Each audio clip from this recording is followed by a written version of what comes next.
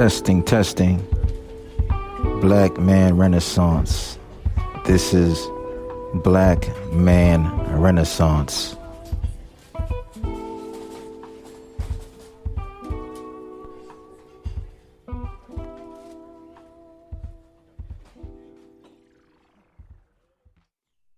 Boom. So we back to it. Black Man Renaissance podcast, man. Got my man Hakeem Bello back on it, man. Before we start, I want to start off by saying happy birthday to your queen. I just seen it was her birthday. Oh yeah, thank you, appreciate it. You seen that? Yeah. Yeah. I I'm see. asking, do you see the kente cloth that was on? But she just bought that. No, Mishu bought that for her. Oh, okay. Yeah, I seen Mishu. I posted the pictures. I was like, okay. Yeah. Like you can't say that African gene ain't in our blood. Oh no, it's definitely there. You couldn't tell that she was from Ghana or Ivory Coast with wearing that kente cloth. Yeah. And mind you, I felt kind of messed up because I didn't get her nothing. I ain't get my mama nothing. Every day is your birthday, little mama. You know what I'm saying? So you know that's what it is, man. But yeah, man, I wanted to I wanted to get on that versus battle between Gucci and Jeezy because I saw it and I was kind of disturbed. You know what I'm saying? And shout out to those two brothers for doing that. You know, that was big for the culture. Yeah. But, it was a few things that disturbed me about it. When as soon as it came on, I hit you up. I sent you the link, and we watching it, and I was kind of taken aback because the first thing Gucci did was perform The Truth. Yep. So now I'm hardest diss record ever in America. I can't. It's probably in the top 5. I wouldn't say the hardest, but go dig your partner up, nigga. Oh, listen, because No Vaseline to me is probably like the hardest joint. Mm-hmm. You know what I mean? Then we have Ether, but the Truth is a hard record. So I'm sitting there and I'm like, damn. I'm like, yo, Gucci's really getting it. He's really getting his issue off, as they say. Yes. And I was like, okay, and Jeezy's there, and Jeezy's like, he just sat there, and he said it out of his mouth. He says, I get it. And right there and then I was like, yo, you know what? I have to respect Jeezy for saying that, because for you to get there, you have to go back in the past and you have to dig up, no pun intended, you got to dig up everything. So, it started off with the So Icy record. They did the So Icy record. I think it was Gucci's record and Jeezy featured on it. Yep, it was Gucci's record, but Jeezy featured. But Jeezy's label wanted the record on the album, but Gucci was Jeezy's label, which was what, Def Jam, which was Def Jam at the time. Yeah, wanted that record on the time because they say, hey, this would be a good rollout for the single. Right. Mm-hmm. Okay. So, I'm like, oh my God. All right. So, I'm sitting here like, okay, boom. He's coming at it. So, all right. So, they did the record. Jeezy's label wanted it. Def Jam wanted it. But, Gucci said no. So, because at that time, I think Jeezy had just came off the Boys in the Hood situation. Yep. He was doing that. Okay. And that was that was a situation, you know what I'm saying? But then here's what followed behind that now. Gucci needed Jeezy to perform. Mind you, they're beefing for that. But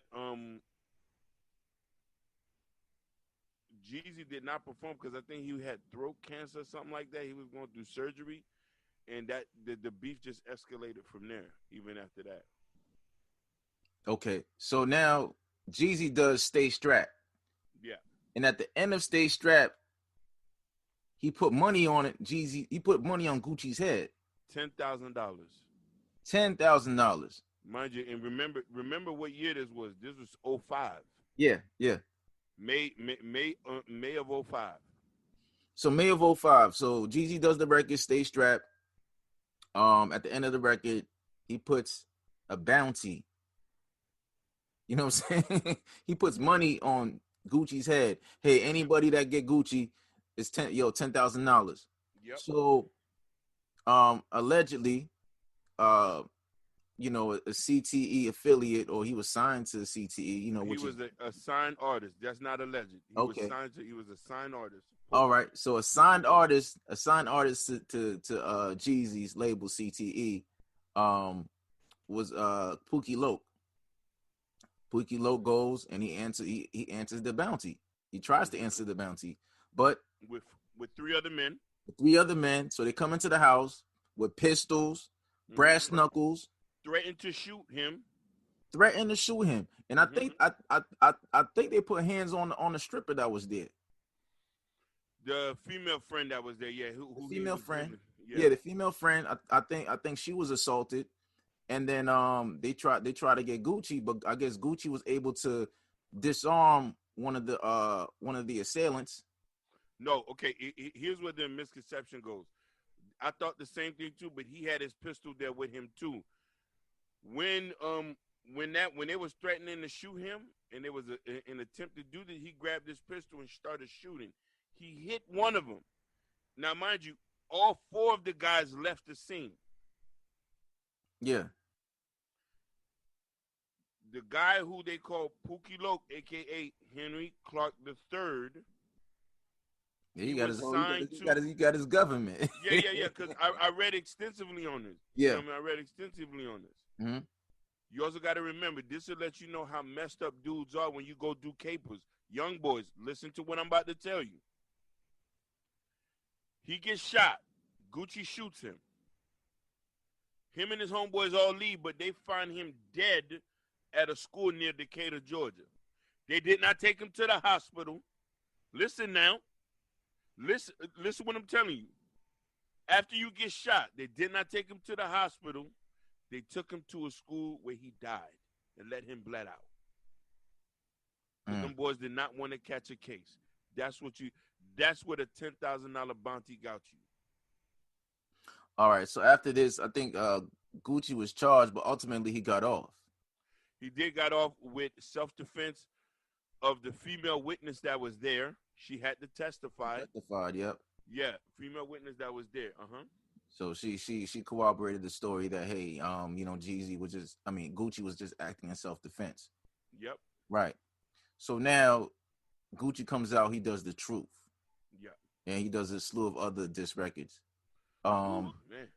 And now, Pookie Loc is dead. Gone. And in The Truth, there was a line that he said, what he said in the Truth. He said, God damn, Gucci. Gucci said, it must be hard to sleep knowing you killed your partner. Something to that effect. And I was like, damn. Like, you know what? Listen, let me get on my phone. I gotta get the exact lyrics. Because when I was listening to it, I was like, Gucci is, Gucci felt some type of way about that, man. Oh yeah, somebody tried to kill you. Somebody tried to kill you, bro. For $10,000. Now, the thing about that is, I'm like, if you signed a man and you're feeding your mans, what is $10,000? $10,000 wouldn't be nothing if you fed your wolves. They wouldn't have to go do a botched robbery. Because that's what the police call it, a botched robbery. Am I wrong? No, you're right. Okay. Now, the lyrics goes, I know it's hard for you to sleep knowing you killed your homeboy. Yep. Which is Pookie Loc. You left his son to be a bastard. Won't even raise your own boy. Mm-hmm. Hard lines. Now, I saw a video when I shared it with you. A Pookie Loc's son, he was on Instagram Live, and he was talking about how people were in his inbox, talking all this talk that they talking about they coming for him, this and that, just the regular dumb bandwagon Instagram shit, social media shit. Nobody knows what's going on, but hey, boom, boom, boom. Because during the versus battle, what Gucci said, yo, send some more boys. I'm gonna dig them up. I'm gonna put them in the dirt. And this is my thing. My thing is, it seems to me like those two brothers didn't really have a real conversation prior to the versus battle. Oh no, they haven't spoken literally 20 years. I think the last time they spoke was on a radio station where they potentially tried to squash it. But in you know what I mean, a lot of people got to understand something, and this is why I mean, this is why a lot of these guys who are in the streets and people who are not of the streets don't understand certain mechanics of it. When you go and you make a statement of trying to kill somebody, a person will never ever forget that because you tried to take him out of here. Man, take them out is not even the word. Yeah. You know what I'm saying? Like, so I'm sitting there and I'm watching the after. Oh, another thing is, when Jeezy starts talking to Gucci and he goes, you know what, uh, it's been 20 years, blah blah blah blah blah, and Gucci corrected him. He said 15. Um, and then he kept saying 20 years, and to me it was like dismissive. Like he just Yeah. being dismissive of Gucci. Like the man just told you it's not 20 years, it's 15, Mm-hmm. right? You rounding this shit off another 5 years. He's like, no, it's been 15 years. And he's talking to him. He has his head down. And I said, damn, like, if you're really trying to bury the hatchet, the least you can do is look this man in his eye like you try to take this man's life, right? Yes.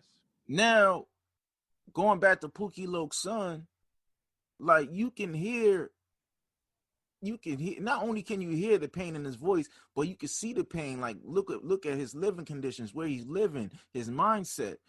Like, yo, the least you can do is if you sent your boy on a dummy mission, is to make sure that his son ate, is make sure his son was good. I don't know how old his son, Pookie Loke's son was at the time, but he must have been maybe probably in grammar school. For the most part. So the least you can do is say, hey, damn, I indirectly caused my boy's death or my associate's death. I have money. So the least I could do is make sure that his kids are good. So me personally, that would have made sure that, hey, his kid get whatever he need, as far as like education wise, boom, boom, boom. So he's not stuck in the trap where his father came from. Because for his father to go pull a dummy mission for $10,000, his father was broke, Disposable bodies. disposable. Mm-hmm. So and I saw him on the Breakfast Club and he was talking about trauma and this and that, blah blah blah blah. And but I'm like, yo, like, dog, you don't know. You're talking about your own personal trauma, but through that situation, you don't know how many other people you've caused trauma. For one, Gucci, you try to take his life. His lady friend that was there, she could have been gone. Mm-hmm. Pookie Loke's son, we don't know how many other children Pookie Loke had. So you took a father away from his child or children, Basically. right?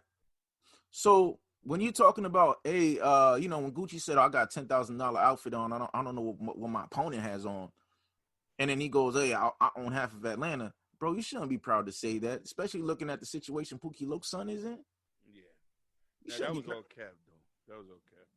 a cap or not. That shouldn't have been said. Yeah. No, definitely. But you got to understand something.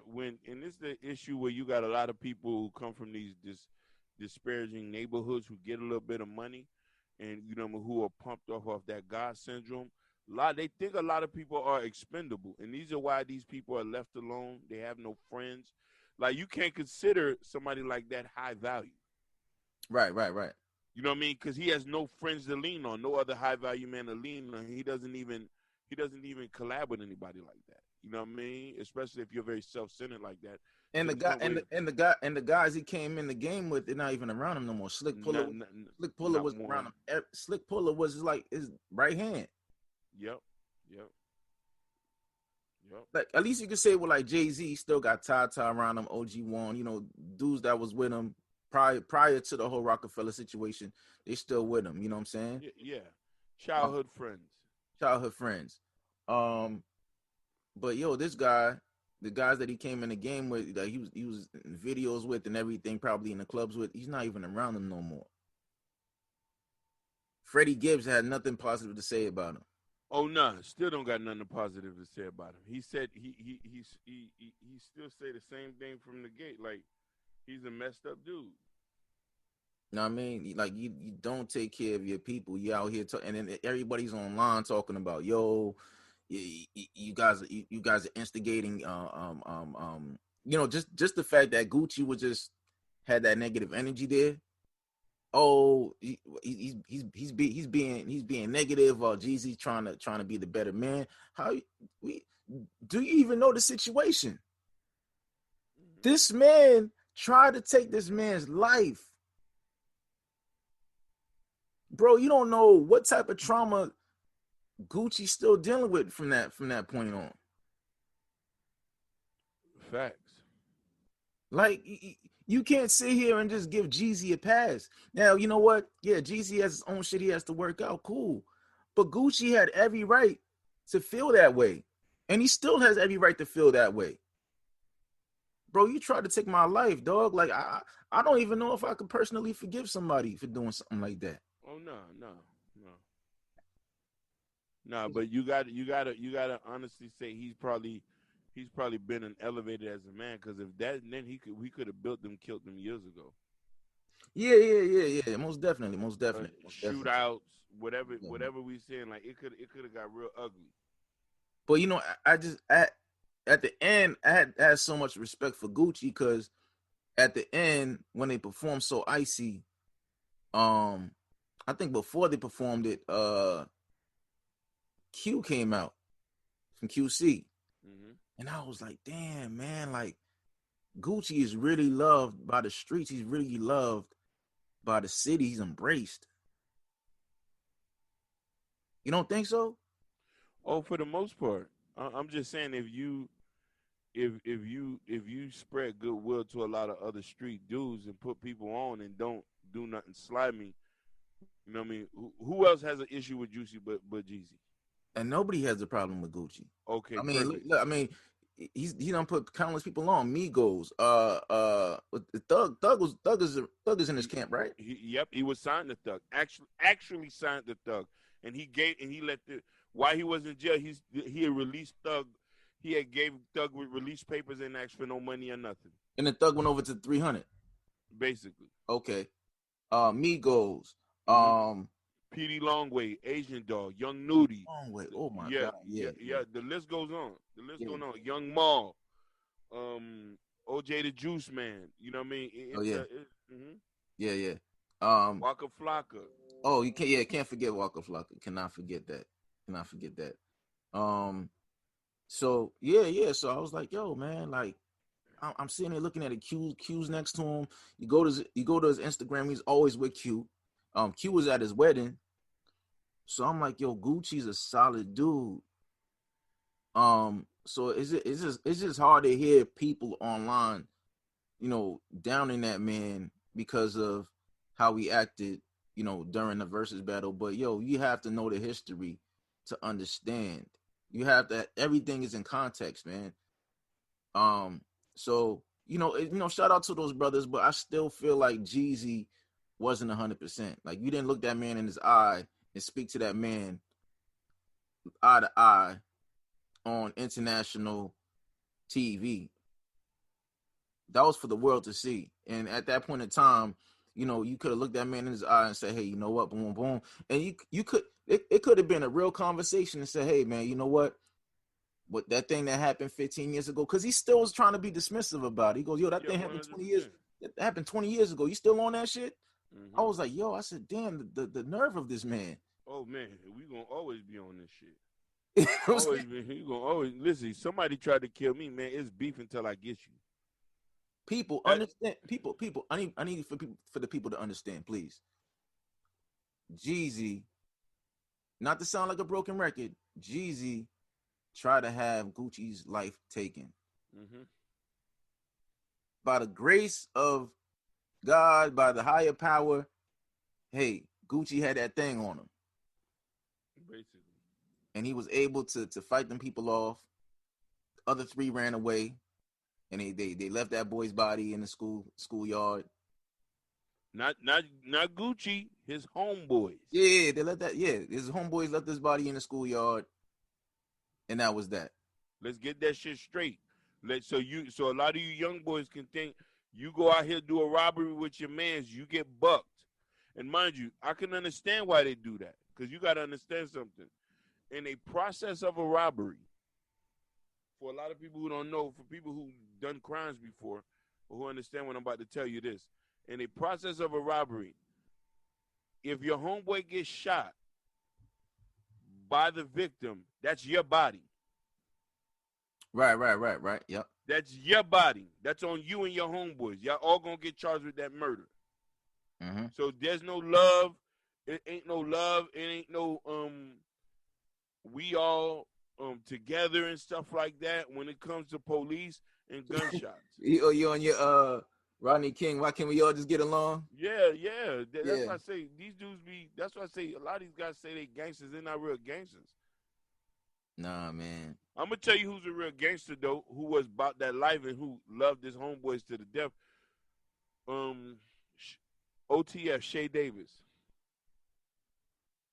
Oh, you talking about from the slap The the Smack DVDs? series. Yeah, You remember he was in that. You remember he was in that historical shootout with the police in on the in the train. on this train. You want to know why he went back to shoot out?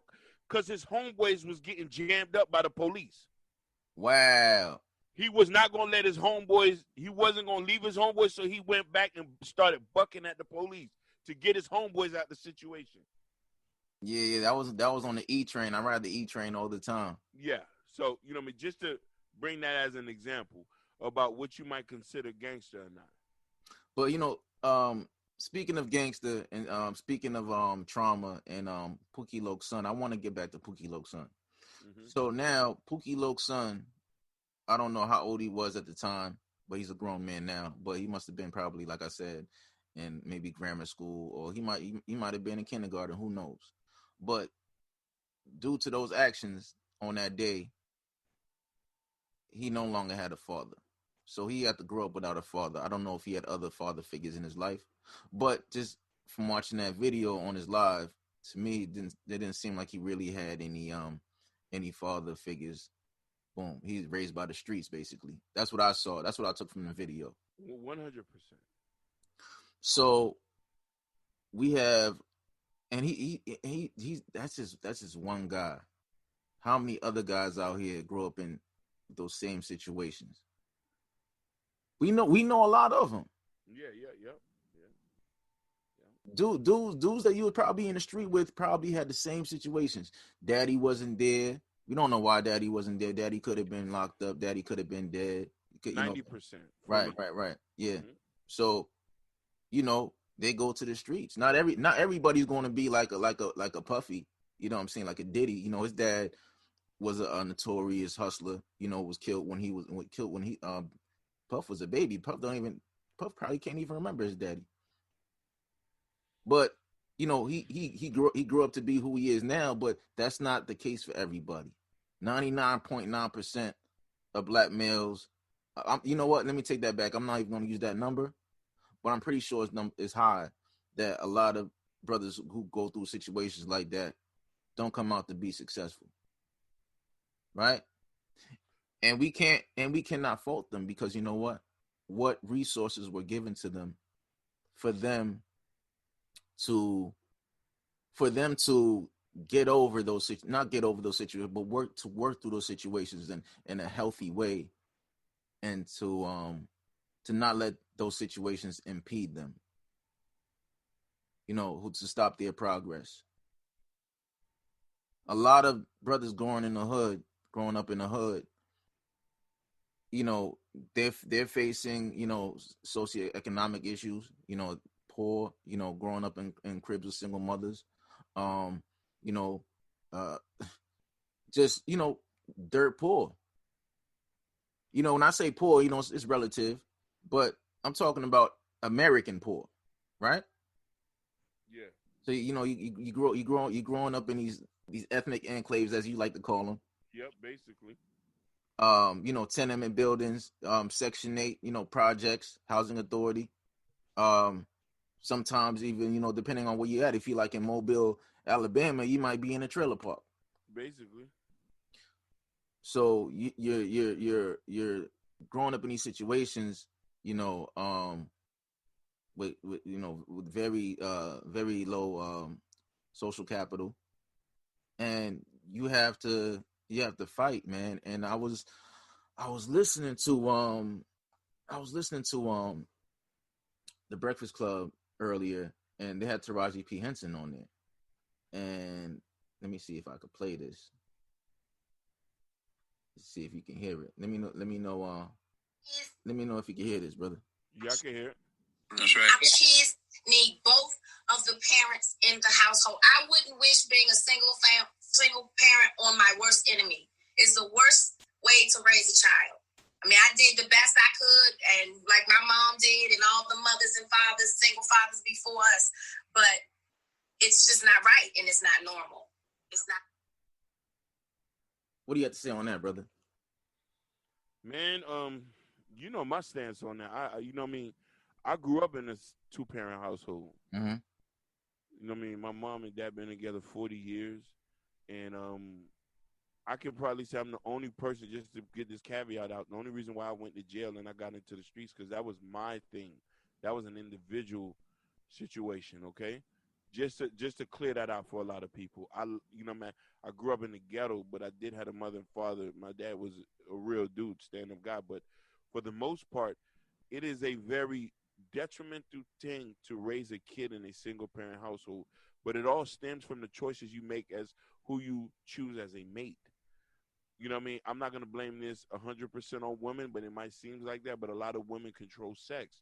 So when you choose poorly, and it comes down to the get down, if you know you're not going to marry this guy, why have kids with him? Mm. Yeah. Um, I think, you know, you and I spoke about this the other day, and I was really hesitant about speaking on it because I know it might hurt a few feelings, and especially like, you know, people close to me.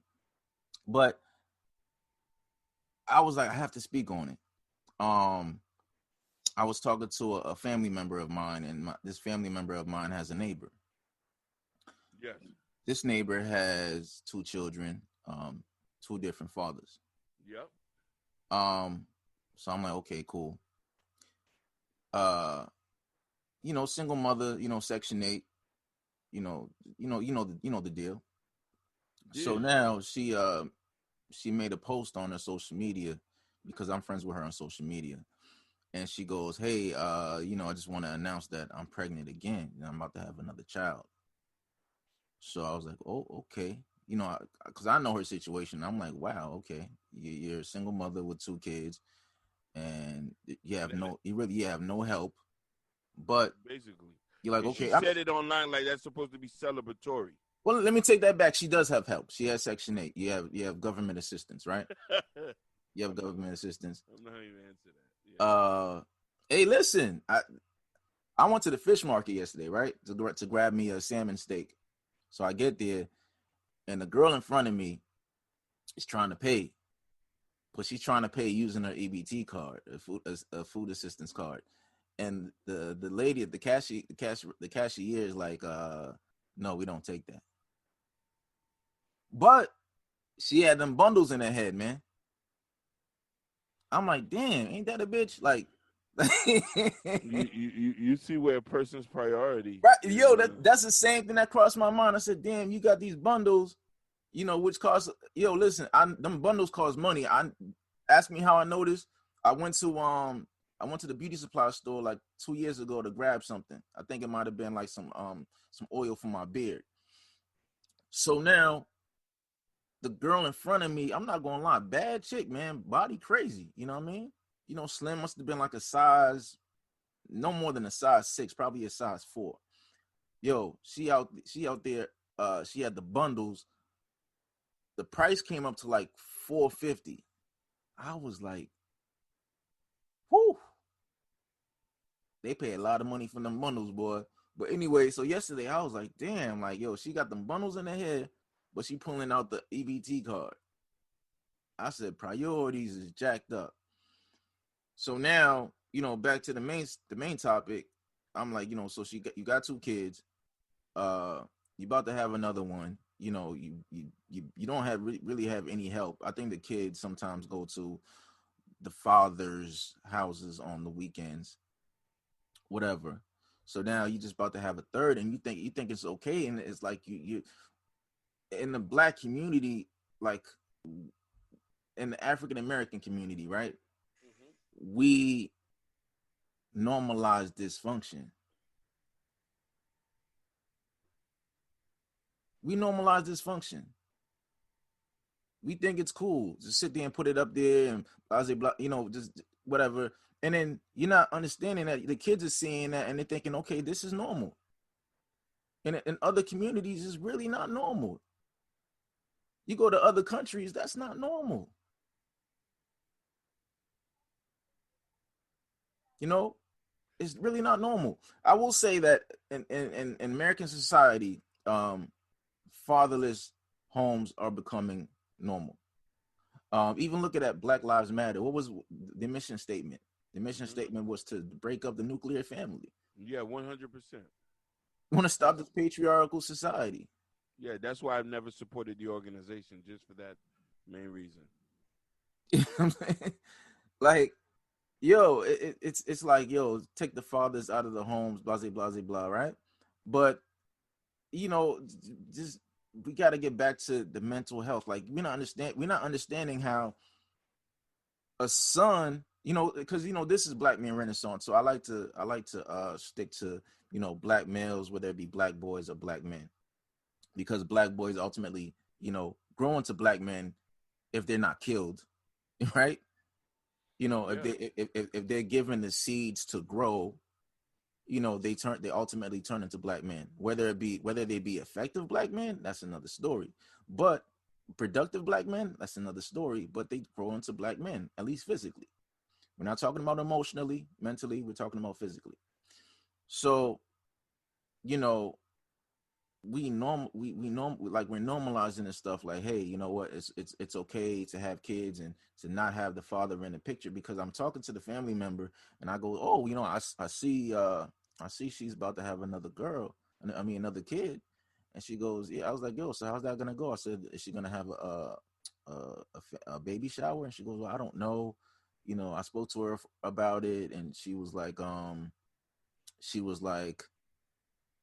I'm gonna have this baby whether he wants it or not, if he's on board with it or not.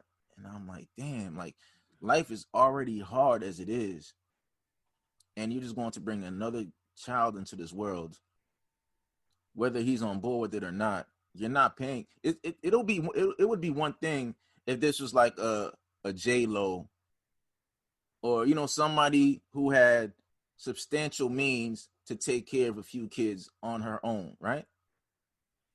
Yes. It'd be different because you can provide the children with with a roof over their heads, food, everything that they could get by on. But you're living check to check on government assistance, and you're just going to sit here and bring a kid into the world, whether the father's there or the father's not. That's crazy. I mean, I recently, as a couple weeks ago, I was having a conversation with a woman, and she was telling me, hey, listen, like, basically, she doesn't care if the father's in the kid's life or not. She just wants a kid. And a lot of you brothers, man, please do yourself a favor. When you're messing with these women, make sure you have conversations. See where her head is at. Because if she wants a kid and you don't want a kid, please strap up. Please. and I'm speaking from experience. I'm a grown man. I've been in them situations where I'm like, you know, what I'm talking about. Yeah, for the most part. But there's a more deeper thing that people got to understand something. When them situations embark, you also got to remember women control sex and they control their body. When a woman gets pregnant, she'll let you know flat out you can't tell her what to do with her body. But here's the thing, which leaves you on the loop where you don't have no control of what says to go on with the kid, even when she has the kid. You know what I mean? So Right. this is why it's very imperative. Like, you guys need to know who you going raw in. Because you Right. know what I'm saying? She's gonna tell you what to do. So it's kind of disparaging to hear somebody who's making a decision for some other man who he doesn't know what's going on. 9 out of 10 times, she probably didn't say that to him. I bet you she didn't say that to him. Because you Right. want to know why? She probably was like, hey, it's a whatever. I'm going to just do what I got to do. That's usually how them statements go. Making a decision for him and then putting him on child support later so she could collect the benefits. On the back end. Basically, I told you, the first time I knew what child support was, me and my homeboy, Alfonso Bogan, I'm going to put his real name out there. I love you, brother. We get stopped by the police. He didn't even know he was on child support. He didn't even know he was. I already see where the story is going, but go ahead. He didn't even know he was on child support.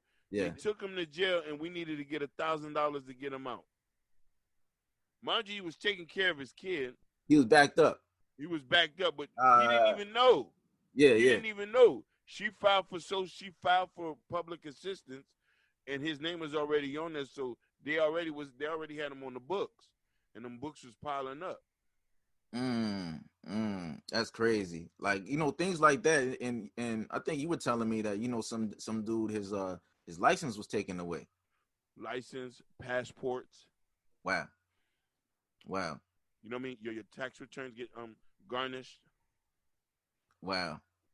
Think about it. And Yeah. these are things that can make a brother go crazy. A lot of black men are going through depression, but aside from depression, a lot of black males are going they're ending their lives. Let me know. Can you see the screen right here? Go ahead. Do you see the screen? Yep. Okay, I'm gonna play this video. Let me know if you can hear it. Reasons for deaths. Suicide is go ahead. I hear. For deaths in the United States. Included in the tens of thousands of Americans that die from suicide are young African American males. 21-year-old Tyrone Peabody, a senior at Bowie State University in Maryland, says his first thought about suicide was at the age of 16. My mom wasn't around. Dad was long gone. I had 2 older sisters and 2 younger sisters that really looked up to me, and I was doing a lot of things that just to make ends meet. Originally from Los Angeles, California, Tyrone says he was devastated after being separated from his sisters. When everything came crumbling down, like it was all my fault that everybody got torn apart. And that was like, it put me in like a state of depression. Experts say young black males face unique adversities, which can lead to suicidal thoughts. Racism, poverty, discrimination, all of those things have a significant effect on the rates that we see. According to the CDC, suicide is number 3 among the top reasons for deaths, facing young black males between the ages of 15 and 24. Yet suicide. You hear that, brother? Yep. I got another. Yeah, go ahead. Mm-hmm. Go ahead. I say it's just like Khalif Barrow, whatever his name Khalif is. Browder, yeah. And that was like 4 years ago, and this is as recently as June. So this is like 5 months ago. So let me play this as well. Now, with a crisis in our country, a staggering rise in suicide attempts by Black children. NBC's Rahima Ellis now with one mother's heartbreaking message. And we want to note, if you do have youngsters in the room, some of what's discussed is troubling to hear. So happy. From birth, 7 was his parents' joy. The child doctor said Tammy Charles couldn't have. Your miracle baby, huh? Absolutely. I told him over and over, Daddy, I love you so much. And this is something that we always did. But last year, at 10 years old, they lost him to suicide in their home in Louisville, Kentucky.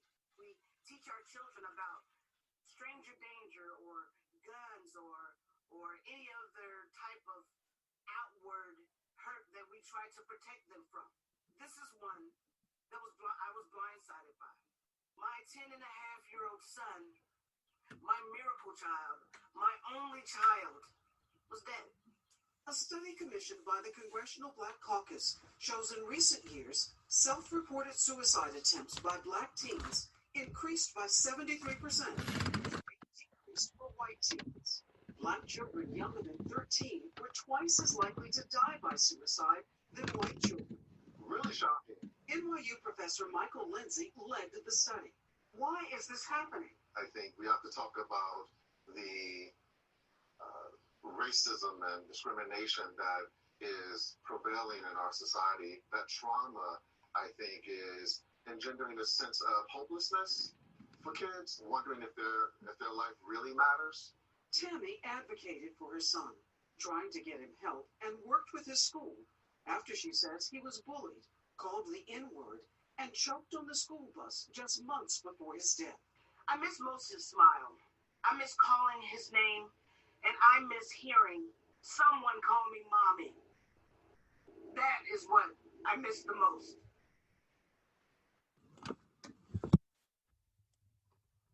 Yeah. Yeah, that's tough to watch though. That was tough to watch though. Mm. That was tough to watch. Yeah. Yeah. You know, and those type of things, you really can't say what you can do or what you can't do. But the thing about it is, you know, hearing that, I could tell that the parents probably was doing a little bit well financially, where they look a little bit older, so they probably was in a maybe decent neighborhood, maybe sent their kids to a white school or something like that. Mm. And a lot of us think that we doing certain people a favor and stuff like that when we try to give our kids the best. We are in a sense, but then there's underlying issues that you don't think that's going to happen when you reach to certain levels. You feel me? And you know what I mean? There's a gift and a curse wherever you stay, wherever you at, and that was a little bit to the point where like the trauma had to be so severe where he was like, "Boy, it's time for me to check out." Yeah, yeah, yeah, yeah, yeah. You know what I mean? That was a little bit tough to watch. A 10-year-old kid shouldn't have to go through nothing like that. But like mental Definitely. health is serious though. You got to check on your people. Um, the Congressional Black Caucus did a 38-page report called "Ring the Alarm: The Crisis of Black Youth Suicide in America." So Mm-hmm. it was conducted by a task force of the Congressional Black Caucus and found a sharp rise in the rates and attempts among Black youth. The report found that suicide attempts rose 73% from 1991 to 2017 for Black adolescents of both sexes, and injuries from attempted suicide rose 122% for Black boys. Injuries, we're not even talking about completed deaths. We're talking about just they tried. So injuries rose 122% for Black boys from 1991 to 2017. So we have a lot of Black males attempting suicide. We're talking about boys, Yeah. adolescent. I'm Completed suicides are ones that were to effective. I want to use the word effective. Um, are still among while completed suicides are still highest among white youth. The gap is narrowing at a fast pace when you look at the fact that over the last decade, suicide gaps have raised by 60% for Black adolescent boys. Right? So now we're talking about adolescents, but let's go up to retirement years. So retirement's what, 65 plus, right? yes. So males accounted for 81.5% of suicides completed by elderly African Americans. So now when we're talking about elderly Black people, 81.5% of elderly Black people are males. Mm-hmm.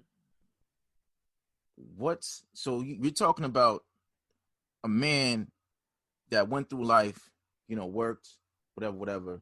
Now he's at 65 years old.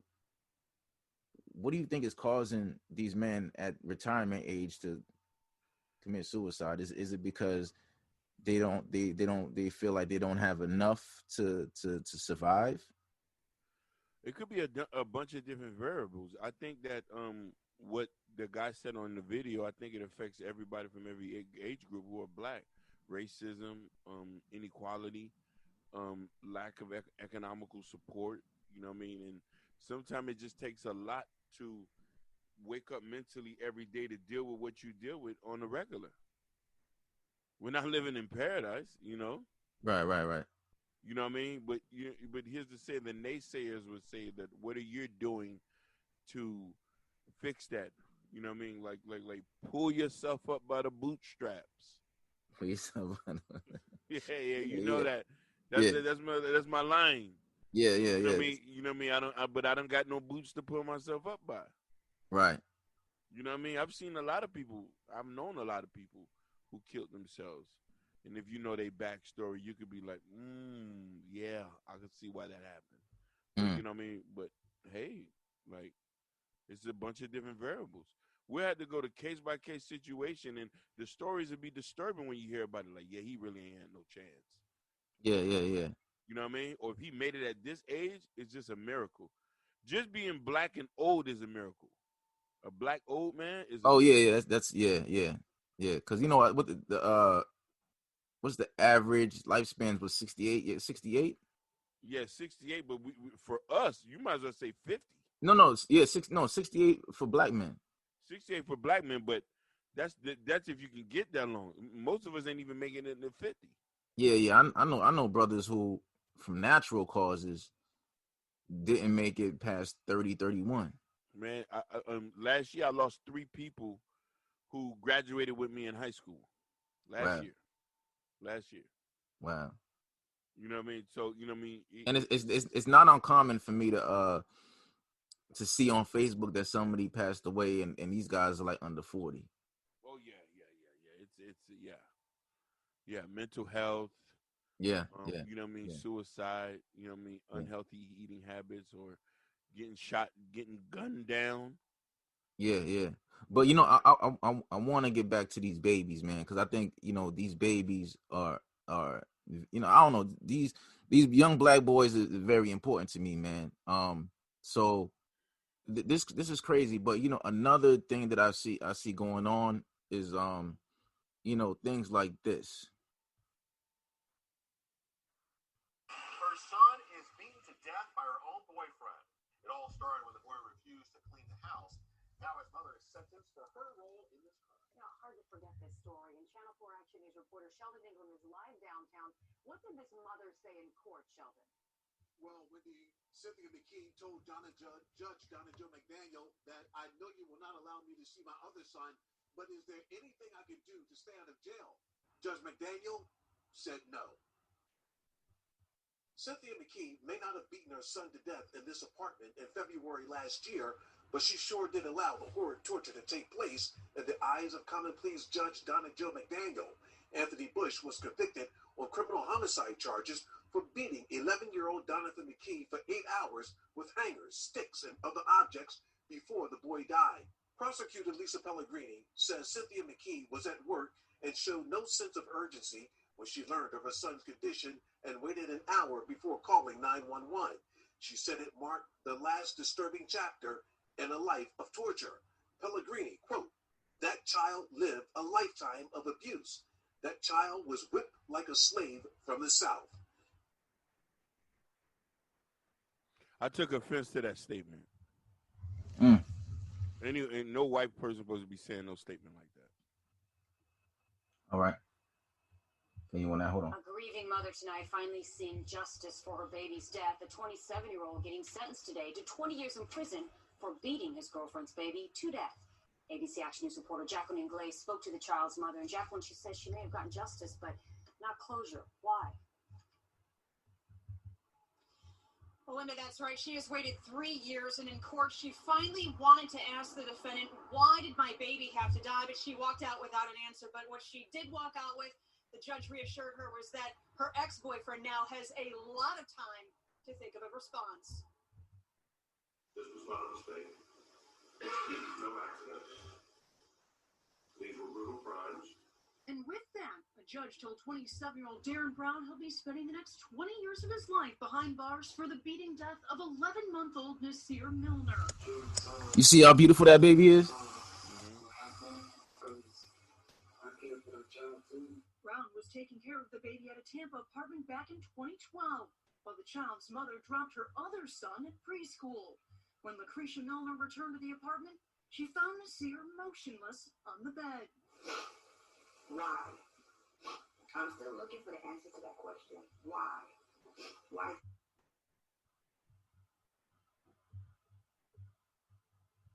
Also at 6, a Dayton mother who allowed child abuse in her home is heading to prison for 12 years. Prosecutors say Michelle Moody watched her boyfriend beat and ultimately kill her 2-year-old son. Megan O'Rourke was in court for today's emotional sentencing. It's new at 6. Michelle Moody apologized in court, but the most outward display of emotion came from the judge. Judge Frances McGee says in all her years as an attorney and on the bench, she's never seen a case like this. I can tell you that the injuries that your son has suffered have haunted my dreams for this past month. For Judge Frances McGee, the days leading up to today's sentencing have been spent poring over evidence, reviewing statements, and looking at pictures of little Levi Barrett. The 2-year-old died December 7th, 2011, after his mother's boyfriend beat him to death. Joe Watson has since been sentenced to 15 years to life in prison. Today, it was Levi's mother, Michelle Moody's turn to learn her punishment. And it's clear that you didn't ask too many questions. And you can't say you were a good mother because for a 2-year-old, they're not quite potty trained. You still have to look after their clothes. You have to change their clothes 2 and 3 times a day. You should have seen stuff. We, the jury, find the defendant, Michelle D. Moody, guilty of permitting child abuse. Last month, the jury found Moody guilty of permitting child abuse, complicity to commit felonious assault, and endangering children. Today in court, Moody, who has 4 other children, asked for forgiveness. I would like to apologize. I've been going through a lot since everything happened. I've been lied to. My name wasn't in the obituary. I didn't need to go to my son's funeral. Levi's father wasn't here today, but his biological uncle was. Clemmy Hines says his nephew suffered, and so should Michelle. How you think Levi felt? How scared and afraid you think he was by being beat with hangers and belts? Punched like a grown man till he died. The top of his head. Judge McGee made mention of the scars and bruising all over the toddler's body and says someone should have intervened. But ultimately, she places blame with Michelle for Levi's life being cut tragically short. We will never know what kind of citizen your son could have grown up to be. He could have brought such glory to our community in any number of ways. He could have been the next governor. He could have been an athlete who would have brought glory to this area. We will never know. That's it, brother. Yeah, but that's just business as usual. Yeah. Yeah, that's business as usual. That doesn't surprise me. This is what poverty brings you, baby. For a lot of people who live in a bubble, this is what poverty brings. This is nothing I haven't seen growing up, living in the projects or being in the hood. You know what I mean? Trauma, degradation, disparity. Yeah, kids dying. Only reason why is it so prevalent now is just on you get to see it on YouTube and you get to see it on film. But it's been going on since the 90s.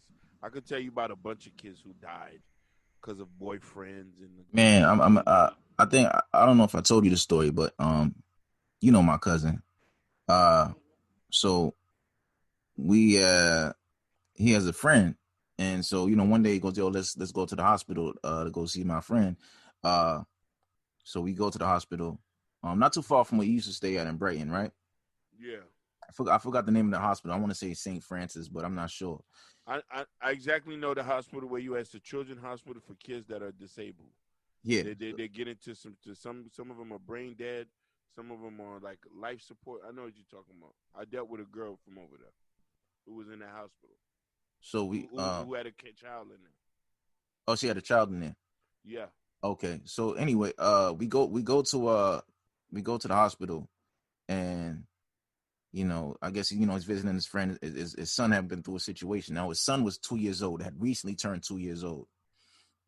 So we get there. We see his son. His skull was caved in. I've never seen this in my life. I'm looking at a 2-year-old little black boy with his head caved in.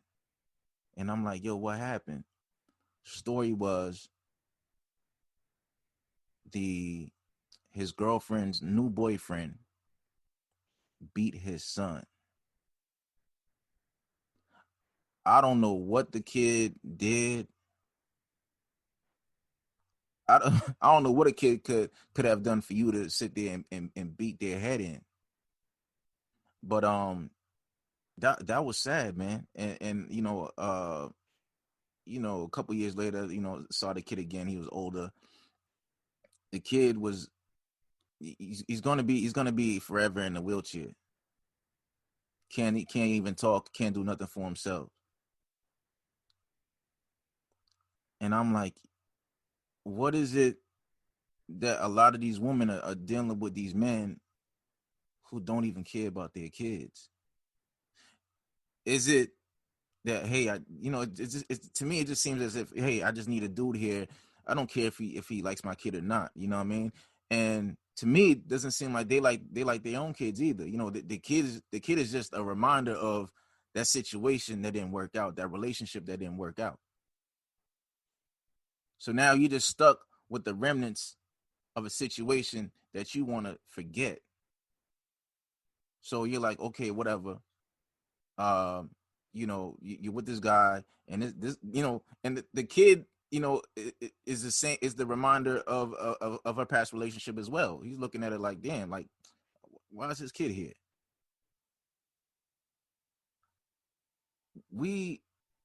There's been this narrative that, black women are unprotected, but black boys are really unprotected, man. Not to negate that argument, but I want to say that black boys need protection too. Because you hear these stories, Common came out last year, right? And he was talking Yep. about, he was talking about how he was molested as a child by a family friend. He said they call him Brandon or whatever. Yo, just countless stories. I think the baby that came out and said that happened to him.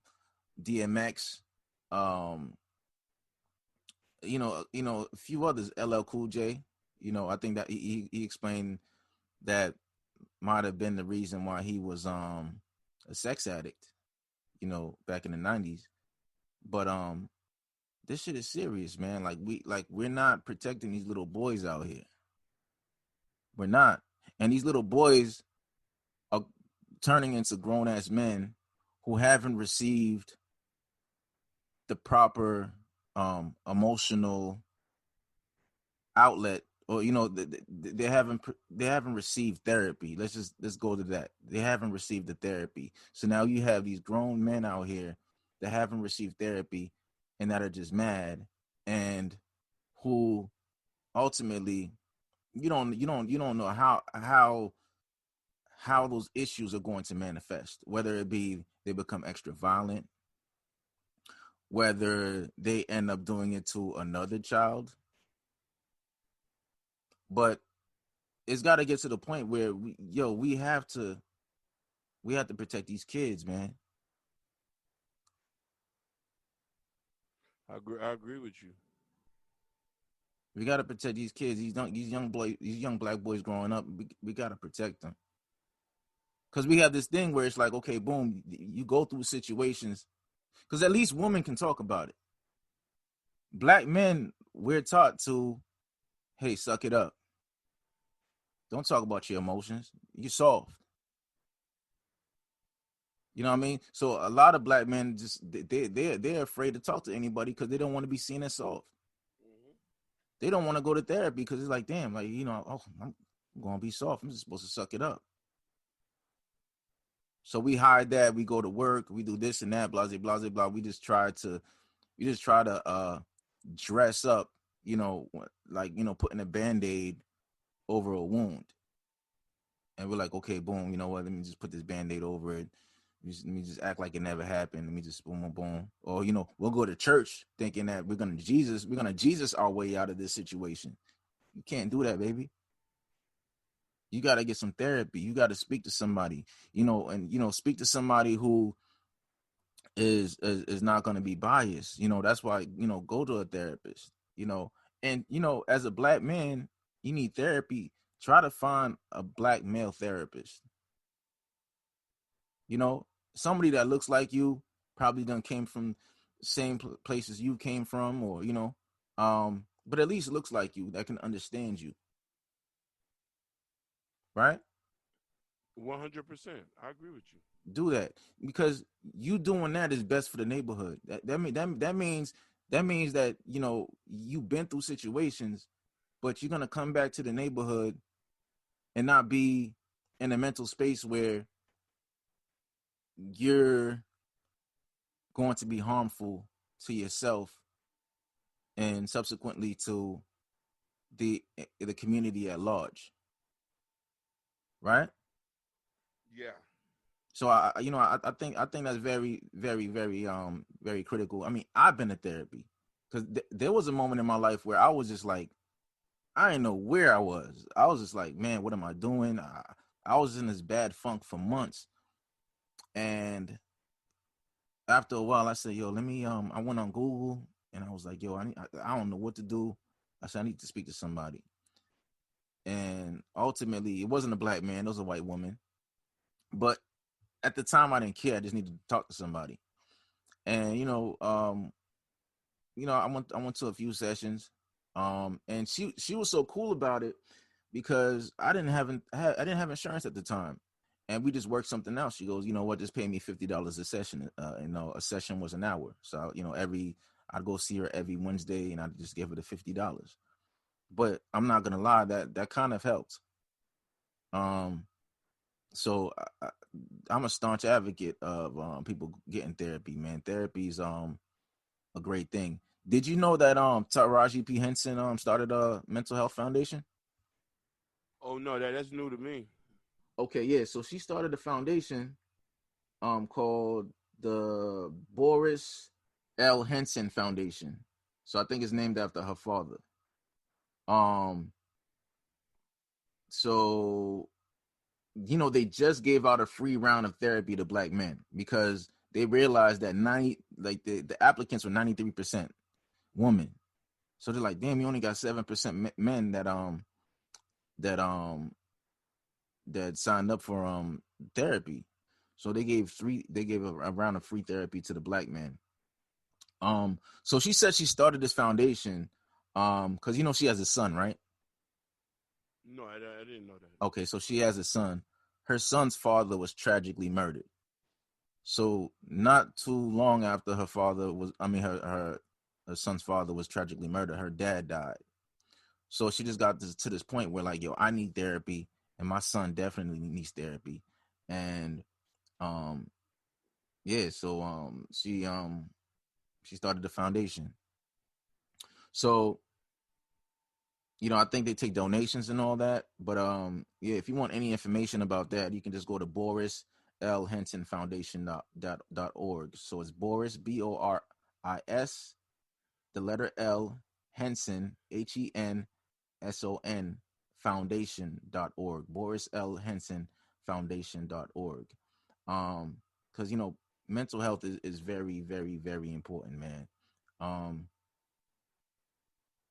because it's a lot of times it's overlooked because we come from these situations where it's like, yo, we're living check to check, we're at the bottom, we're dealing with a whole bunch of things, racism, this and that, systemic oppression, but that cannot be overlooked. Like, if your head is not right, it's going to be hard for you to get your paper right. If your head is not right, it's really going to be hard for you to gain upward mobility in your life. You need that. You need that. And just for the sake of your children, make sure that you got a clean bill of health emotionally, because if not, you're gonna transfer that over into your children. I'm in a WhatsApp group, right? And Mm-hmm. one of the people in the WhatsApp group, she has a son. Her son is I think her son is like 15 or 16. Now she was asking us because she just wanted some advice, and she goes, hey, you know what, I got my son is like 16, 15, 16, and he's having issues right now because his father has never told him I love you. His father has never really given me any words of encouragement, never, giving him a pat on the back, and it's really getting to him. And so she goes, what should I do? What should I do? Because she's like, yo, it's really, really affecting him, because she feels like she's the more affectionate parent. And she goes, what do I do? Because it's really affecting my son.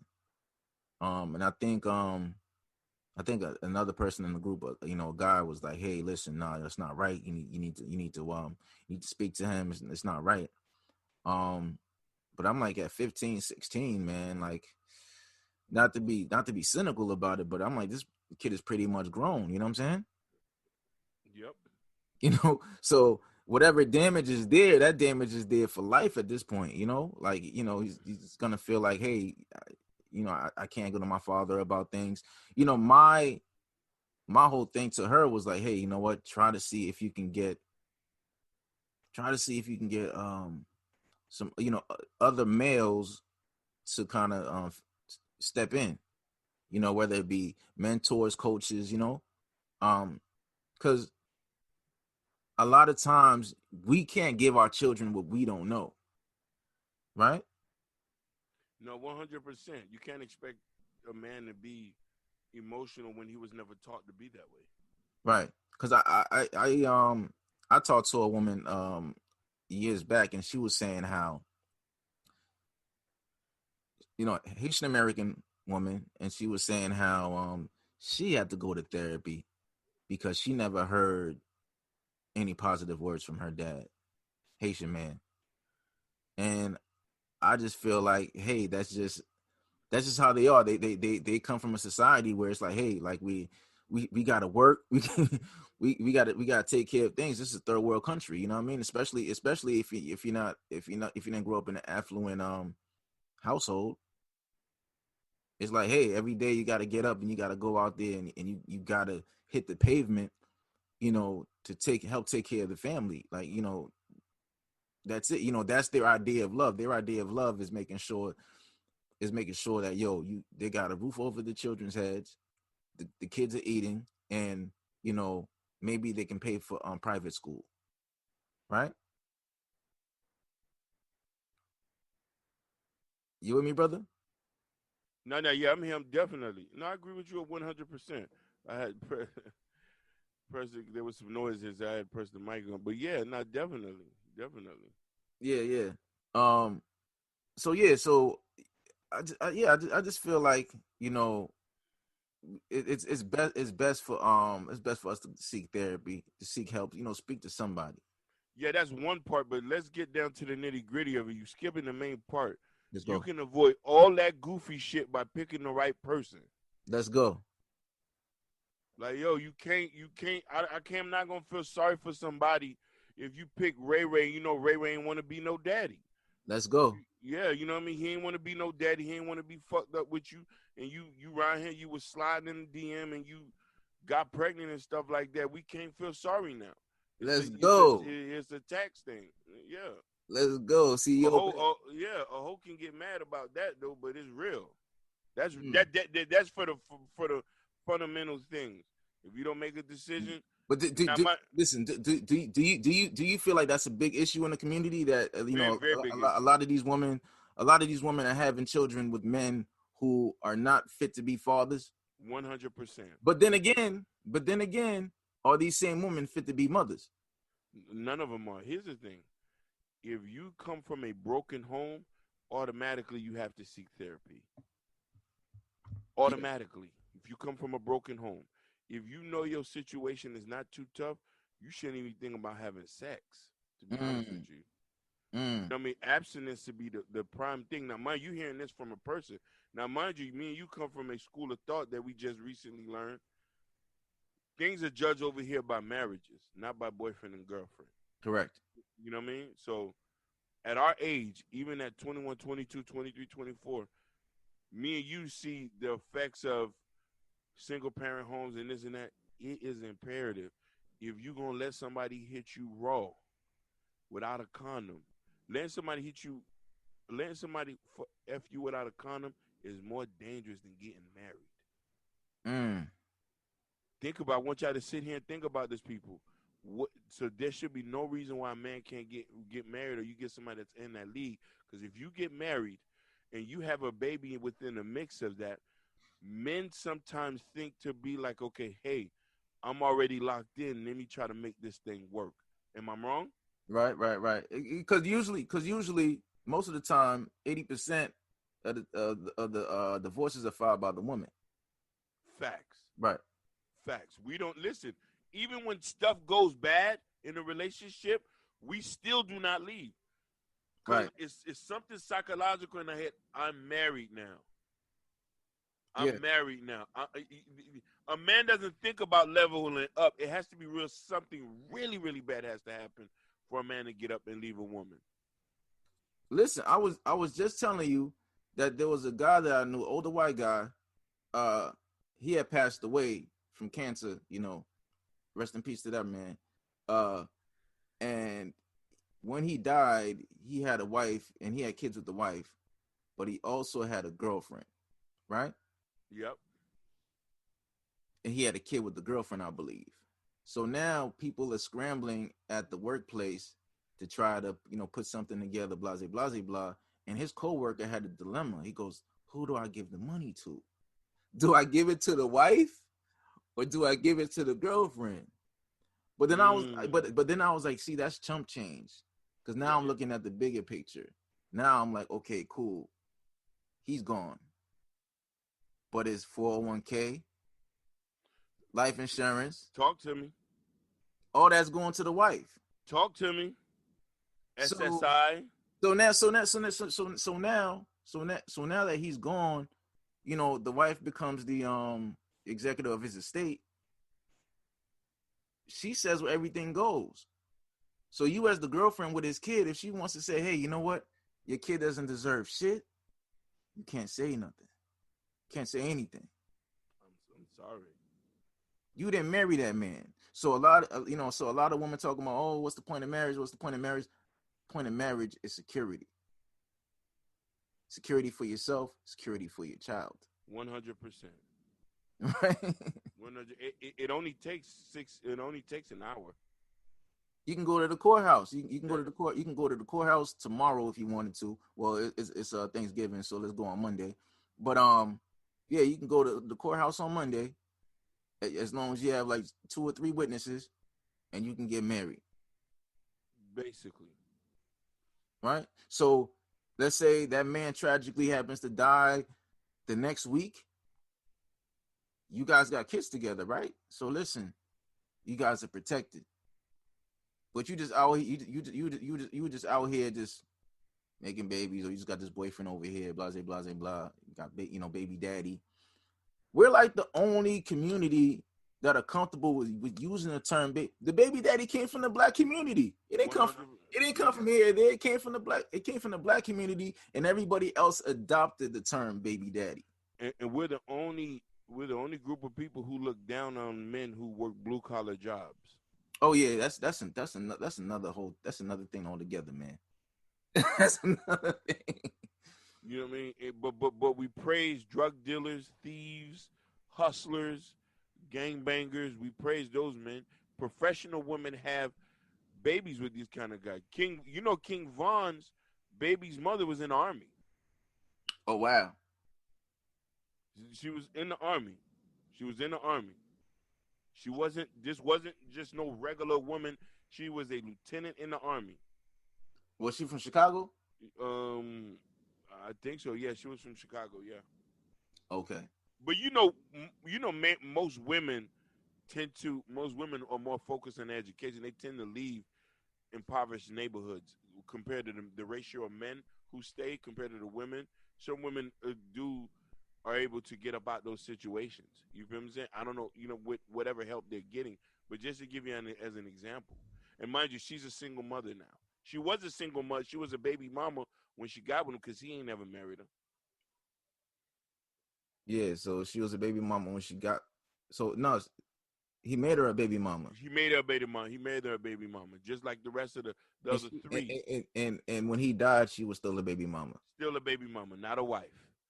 Hold on. Not a wife. There's a difference. But Chadwick Boseman got with his girl, and before he died, he made her a wife. Oh, put some respect on his name.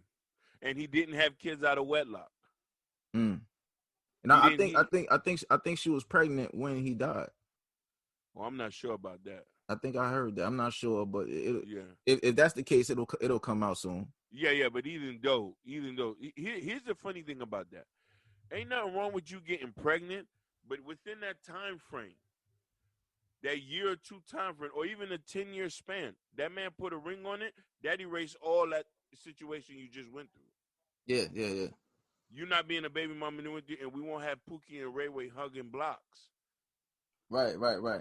You know what I'm saying? And that's the most thing about that. If we want to prevent what you just played on them YouTube channels, choose wisely. Because let me tell you something. These are not my words. I'm going to quote Kevin Samuels. Other men's kids do not bring us joy. They do not bring us this joy. We're not happy for that. We don't see any incitement for that. You know what I mean? Stuff like that. I even tell you a story about it just to even get it even quicker. Even older women. You know the chick I was talking to, right? Yeah. She was explaining to me, her mom's husband who got divorced, he had made her put the kids in a separate house so it could just be him and her. Now, mind you, this is a lady who was already Hold on, a separate. How old were the kids? They was in high school. Wow. And she was saying, "Oh, he was mean. She was stating that he didn't really like us like that.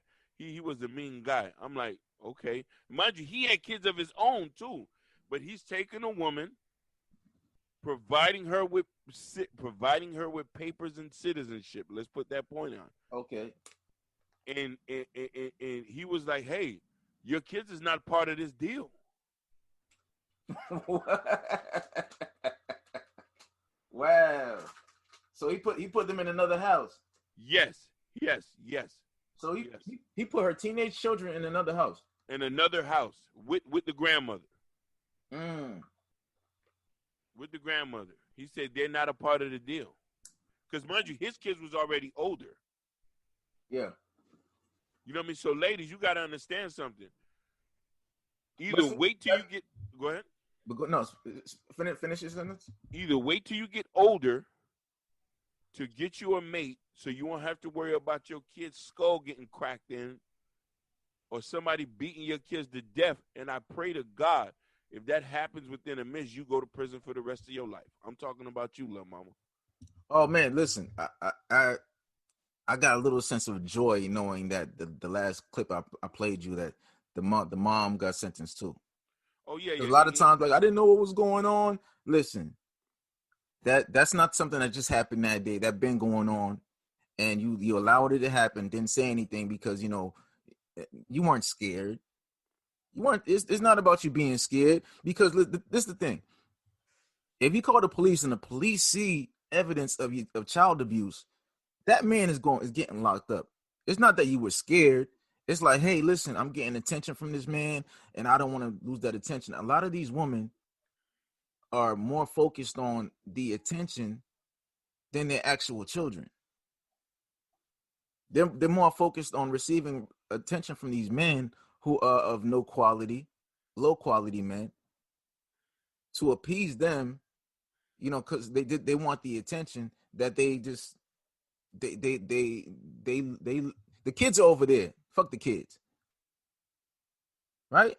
So a lot of these black boys these black girls too, but I wanna focus on the black boys. A lot of these black boys just get overlooked because it's like, hey, mom got this dude over here, and I need no, boom. And listen, there's some good, like I said, there's some good stepfathers out here, but a lot of men out here, don't really care about your kids. No. It's a burden to us. We got another mouth to feed, and mind you, and sometimes women put us. Let me tell you something. It's not us that don't. It's the women that make us think that these kids are not. They're not worth that time. Because you want to know why? The way you talk about the father. Oh, his daddy ain't nothing. He was a no good ass nothing. So you had a baby with a no good ass person. So you want me to feed him with a sketchy baby daddy that has to come around?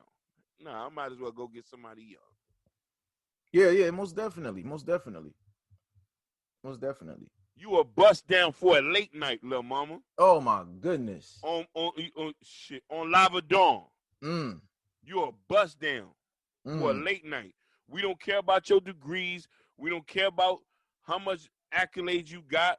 You know what I mean? You could be whatever you want to be. You got a couple kids running behind you. No self-respecting man who gets money is gonna holler. You know, you can get, listen, that's very important you said that. I mean, you can get a man, but a man of significant status or wealth that has money that could put you up in the house. Listen, if I'm 40 years old, 40 plus, right? And I'm making $150,000 a year plus, 150K plus, whatever. Why would I deal with a woman that's my age, or not? Listen, why would I deal with a woman in her 30s with 2 kids when I could deal with a woman that's younger with no kids, or a woman at the same age? I could deal with a 30-year-old woman with no kids. Preach.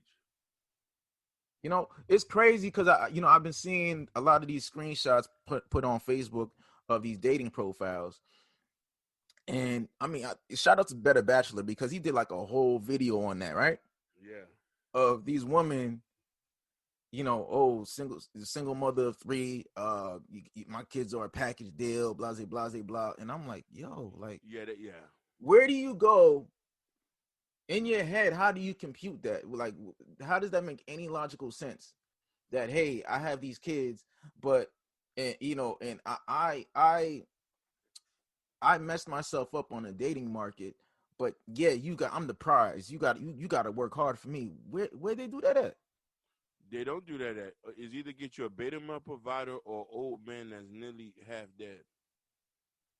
A beta male provider like the girl on Kevin Samuel's show the other day. Yeah, man. She had got him a real. Yo, listen. He was like, man, you sounded a mess. I'm happy that you got your laptop. Oh my gosh.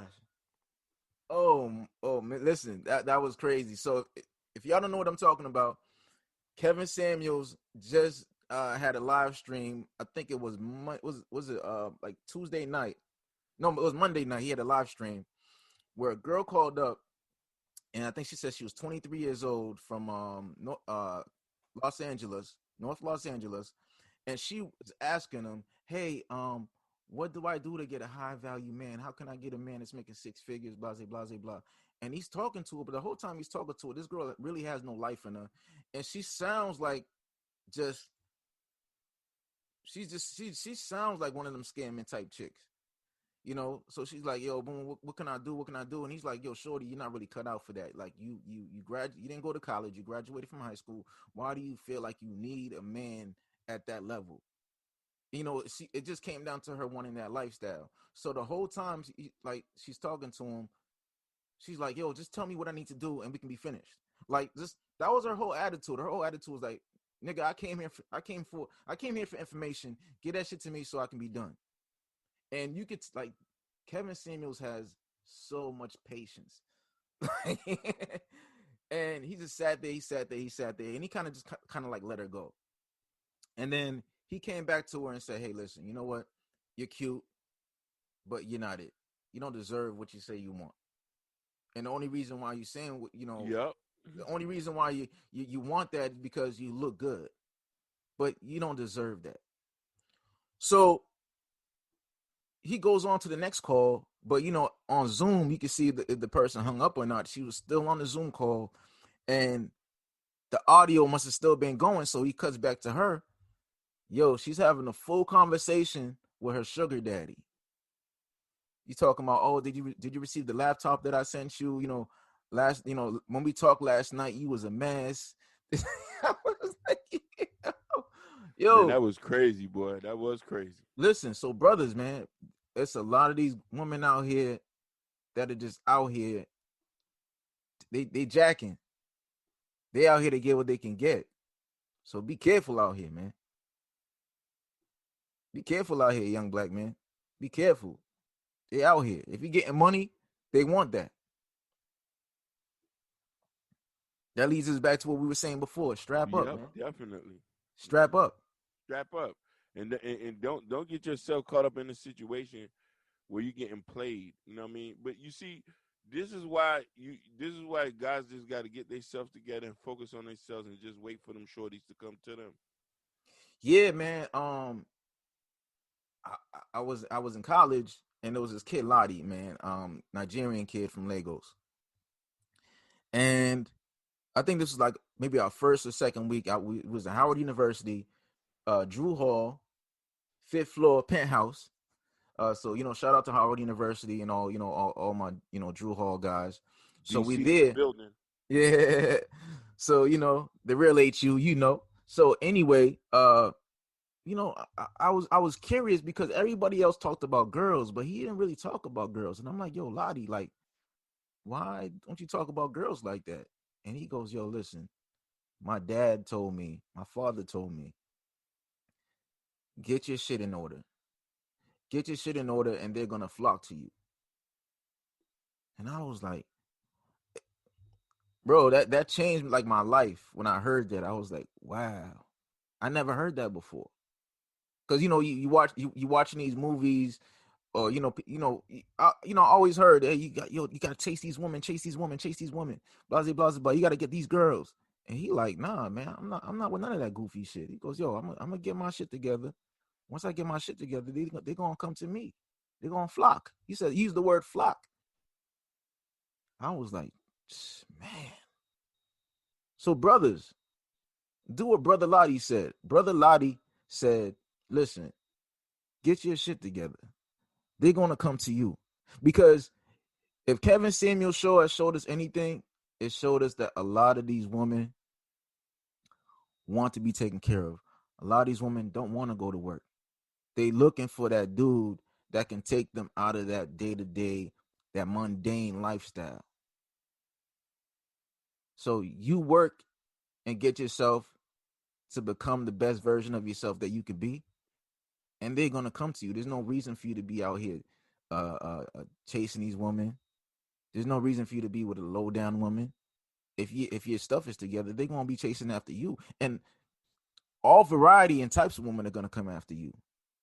But your pool of women is gonna be bigger if you really focus on getting yourself where you need to get to than the guy that's just okay, you know what, whatever. So get yourself to the point where you the best version of yourself, that you have a pool of women that you can pick from, and you choose the best from that, like a game show. You know what I mean?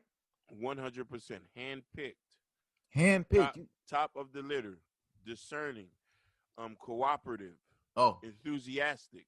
yes, yeah. It's crazy because man, listen, a lot of women nowadays, they just want what they want. And you're like, damn, what am I getting? And the thing is, oh, you're getting what's between my legs. And I'm like, damn, that's like Kevin Samuel says, that's standard. You know what I'm saying? Like a lot of women's plays are, hey, this they coming from a power position of, hey, I got what you want right here. So if you act right, you can get something. If you act right, you can get a plate of food. If you act right, you can get to spend the night with me. Listen, brothers, she's saying that to you because she doesn't value you like that. Because if she valued you, she wouldn't even be talking to you like that. When a woman speaks like that to you, it's because she sees you as a low level man. Because when she sees you as a high value man, She's not talking like that. She understands that you're the prize, that you're the catch. I'm lucky to be with this man because this is a man that could take care of me, that could take care of our children, that could take care of our potential children. Because she's not there yet. She has to work to get there. She understands that she has to work for that man. So when a woman is talking like that to you, she feels like, yo, this dude ain't nothing. He's lucky to be with me. So again, you have to work to get yourself to the best version of yourself, whether that whether that be blue collar. You could be. I'm talking to the electricians. I'm talking to the Yep. I'm talking to the plumbers, Auto mechanics, the auto mechanics, painters. the service technicians. Yep. Yep. Yep. Yep. I'm talking. Listen, I'm talking to the brother that you see pull up to the food truck. You know what I mean? You know what I'm saying? Grabbing the food, Yeah. and Landscaping guys. Yeah. he got the steel toes on. Yeah. Yeah. Logo designers. Um, Guys who got their own social media and marketing company. Hey, man, if you focusing and getting your own money, man, it ain't no issue for you not to get somebody you want. Yeah, they coming to you, man. They looking at you like what B Simone said. She don't want no 9 to 5, She don't want no 9 to 5 dude, and but that's she just made her OnlyFans though. she did made her OnlyFans. You gotta understand something. Them girls are only qualified to date athletes and rappers. Yeah. Or hood guys. Like the guys me and you were talking about, who we strive to be, like these guys don't do those type of things. That's why we don't mention them guys there. You feel Right, me? right. You know what I mean? Real men don't get, honestly, real men are not dating women like that. Mm. The women we talk about don't even got social medias. Whew. You know what I mean? And if they are, they probably are motivational speakers or trying to school people. We talking about somebody like Olivia Pope. Yeah. I really don't like a girl that's on social media. Like you can have a social media account, but I don't like the girl that's on social media 24/7. That's always posting up. I respect the girl who she'll post up every once in a couple of months. You know what I mean? If she does post something up, it's probably like a family photo from the holidays. Just like her posts are just to remind people like, hey, I'm still alive. Yeah. Or what about those girls who just have a Facebook with is you and your man Facebook? Yeah. Oh, this is where all the family members on both sides can reach us. Oh, this is I don't need no other Facebook, but this one for me and my husband. Yeah. You know what I mean? So that's the main objective about that, man. You know what I mean? Get your stuff together. Don't focus on getting married. Don't focus things that happen. You know what I mean? You got to make sure you get yourself together, man. Well, nah, they tell you as a man you shouldn't really be focusing on marriage as a black man till you're like 35, because in your 20s you're not really getting any money. Yeah. So You don't really hit your potential till about 35. Yeah, so a lot of y'all who skip getting chicks knocked up, y'all got really lucky. Bro, you're coming into the dating game at 35 years old or 40 years old with no kids, nothing but upswing and earning potential. Bro, like the world is yours. The world is yours. You know what I'm saying? I just seen like a 46-year-old lawyer grab a 22-year-old woman. Yeah. You know, and they're going to get married soon. Oh, hands down. Yeah. Down. You know what I mean? Down. And mind you, let's not forget, you need to also remind these people, she's very well educated. She went to an affluent school, Yes. Holy Cross. Yes. And mind you, she doesn't, where she went into a submissive role, didn't have to do nothing, flying her all type of places. They done been to the Caribbean. I'm talking about ladies, when you get you an older man who got his stuff together, you'll be able to experience things a younger dude can't get you. Right. Yo, listen. I done seen him go, cause he live Houston, right? Yep. He live in Houston. She live in Massachusetts. I done seen him in Houston. I done seen him in LA, cause that's where he originally is from. I done seen him. They went to DR. They went to Miami. They stay going places. Because he's a dude of affluent situation, so it ain't nothing for him to swipe that card. You know what I'm saying? You know what I And mean? this is a brother from Compton. He comes from Compton. No, I'm sorry, not from Compton. Even South Central LA. Yeah, basically. Oh, also remind them this. He also has 3 kids, Also has 3 kids. and she has none. She has none. Okay. What you got to say, ladies?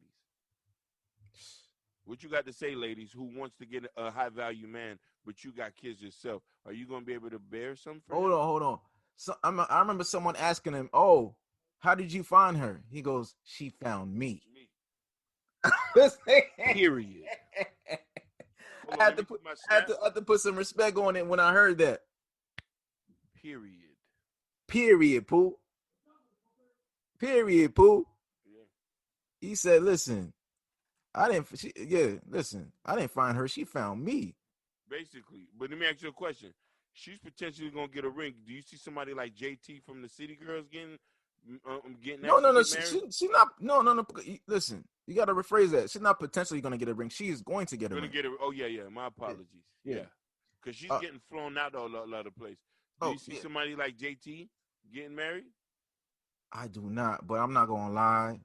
That she's a gorgeous girl. Just the issue. The That, issue is that's it. just her. She's a product of her environment. Basic. That's all she is looks. And let me tell you something. Looks can't get you that far anyway. No. Young Miami got a baby out of a situation from a dude who already had 7 kids. I be getting them mixed up. Yeah. No. JT's the one who was. Yeah, I'm kind of confused. One of them was messing with Uzi, and the other one had a baby from Southside. I think I think JT was messing with Uzi. Yeah. Yeah. Yeah. Like I saw her this morning on Instagram or whatever, and I was like, "Yo, she's really gorgeous." But it's just, nature versus nurture, man. Nature versus nurture. If she wasn't rapping, she would have been at CVS working. Listen, she could have been at what was that spot? Not Club Rolex. Nah. I don't think she. Yeah, you talking about Pink Club? Not Pink. What's the other joint? I was just it was I know I went to Club Rolex and there was another joint. It was a big place, man. King of Diamonds. King of Diamonds. Yeah, I could picture in it. She's that gorgeous, man. Yeah. That gorgeous for you. See how you say for her to be dancing, not to be a housewife. You see, you correctly said for her to be dancing, not to be a housewife. Yeah, because she doesn't have the mannerisms or the temperament of a woman that I could see being in a house somewhere taking care of somebody's kids. You know what I mean? Oh, what did she say? Fucking on a scamming ass nigga. Fucking on a scamming ass nigga. Yep. Yeah. Bro, I mean, you could tell. You could look. Listen, I can off the bat after having a conversation with a woman. I would say just looking at her, but sometimes that could kind of get misconstrued. But after having a conversation with the woman, you can kind of see where her head is at. You can be like, okay, boom, this is wifey material, or this is something that you just want to just have fun for a bit. Oh yeah, no, a lot of them want to have fun for, especially single moms. Bro, when what's crazy? When I was in my 20s, I was chilling, man. Like I didn't when I talked to women, it was just more so just just chilling. If I get something, I get something. But now at 35, I be interviewing women. Like I interview you. It's a whole interview, man. Cause I gotta see where your head is at. I'm like, damn. Is this something? Is this somebody I can have a potential situation with, or this this is a situation, or is this marriage? This is marriage material. Is this wifey material? Right? And that just comes from having a conversation, interviewing you, and seeing where your head is at. Mm-hmm. What are your thoughts on this? This is the thing. If you get a woman comfortable enough, she'll show you who she really is. Get her comfortable and then get her slightly mad. Get her slightly mad. And she gonna show you who she is. Sometimes you don't even have to get a comfortable face value. Even tell you sometimes who these people are. You know what I'm saying? Get a woman mad. She'll tell you who she is. But you know what the real issue is too. You know who really be giving most dudes problem is the PhDs, the MAs, the Oh, see, JDs. They come at it from a masculine standpoint. I got this, I got that. You know, listen, That don't mean, I'm good by myself. yo, Okay, cool.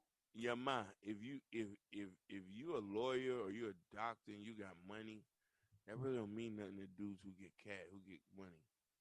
Bro, It really doesn't mean nothing, to be honest with you. Like you're not gonna get somebody like me who's revered and viewed in the neighborhood, who got stuff popping. You know what I mean? All you could be is a side chick, a permanent side chick, and you should be comfortable with that. You know what I mean? You get to have somebody to warm your bed up a couple nights. You know what I mean? And you know what I mean? You can see him from a distance when he's with his wife, his young wife, with their young kids. You know what I mean? Watching him buying her a Beamer. And you know what I mean? He can plow you down for the weekends. Or, you know what I mean? Do a holiday special. Break that back. Huh? Break that back. Break that back. That's it. So I'm not going to dive into that and make y'all feel mad at me and stuff like that. This is just my opinion, and my opinions do not reflect the host of the show.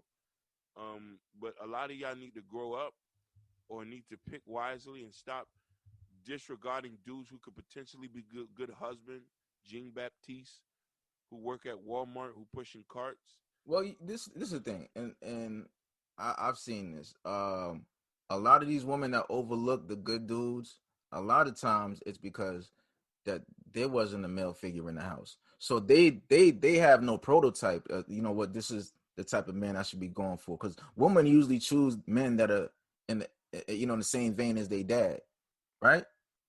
If they like if they like daddy's girls. So a lot of these girls that be choosing these thugs and blah blah blah blah, they come from situations where either they had an absent father, or the father might have been he might have been physically there but emotionally absent. So they don't really have because some women have fathers, but they don't really have a relationship with their dad. That's another thing too. A woman could have grown up in a 2-parent household, but dad wasn't really there emotionally, so she just has no frame of reference as to how a man thinks, how to interact with the man, because she doesn't really interact with her dad. So now she just, her frame of reference comes from hip hop music, or what her girlfriends are telling her. Oh yeah, boom, boom, boom, whatever, whatever, whatever. You know what I'm saying? I personally know a girl who grew up in the suburbs, black woman, grew up in the suburbs. I think her dad might have been a judge or whatever, whatever. You know, working class parents. Dad was a judge.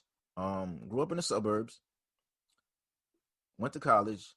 Yo, her husband, her husband now, and they just had a kid. Her husband now is a square dude, white collar.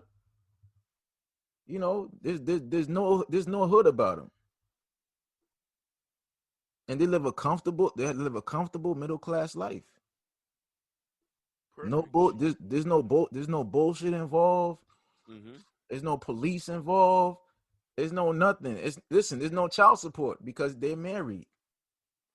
So you could say she potentially chose wisely. She chose wisely.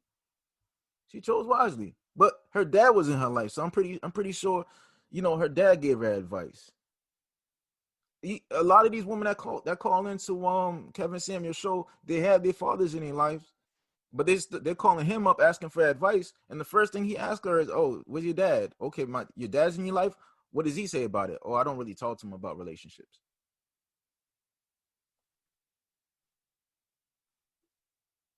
Okay. There was a woman that called up specifically like 3 weeks ago. She talking about, oh, she was with a dude for like a year or two, but she never introduced him to her father. She knew why she didn't introduce him to her father, because her father wouldn't have liked him. He's a street dude, neighborhood. You know what I'm saying? Making poor decisions, but she like, come on, she knew better. She was messing with some dude. I was blowing her back out. You know what I'm saying? Probably was, good looking dude, had swag, that she could show off to her friends and stuff like that. But the guy that she can show off to her friends, she couldn't show off to her family. Because her daddy would have been like, get this nigga out of my house.